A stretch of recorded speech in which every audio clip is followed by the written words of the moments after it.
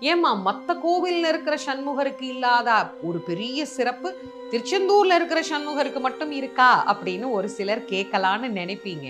எப்பயுமே நான் ஒரு தலத்தை பத்தி சொல்லும்போது, அதிலும் குறிப்பா முருகனை பத்தி பேசும்போது, அருணகிரிநாதரை பத்தி பேசாம இருக்கவே முடியாது, இருக்கவும் மாட்டேன். அது எல்லாருக்கும் நல்லா தெரியும்.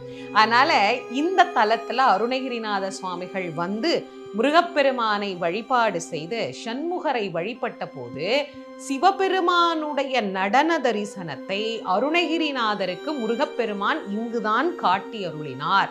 சண்முகர் அந்த நடராஜ கோலத்தை இன்னிக்கும் சிகப்பு சாத்துற போது முன்பக்கம் பார்த்தீங்கன்னா சண்முகராக இருப்பார், பின்பக்கம் பார்த்தீங்கன்னா நடராஜராக இருப்பார். இன்னிக்கும் அருணகிரிநாதருக்கு நடராஜ தரிசனம் காட்டியது நானும் எங்க அப்பாவும் வேற இல்லப்பா, ரெண்டு பேரும் ஒண்ணுதான் அப்படிங்கிறத காட்டிய கோலத்தை சண்முகர் பக்தர்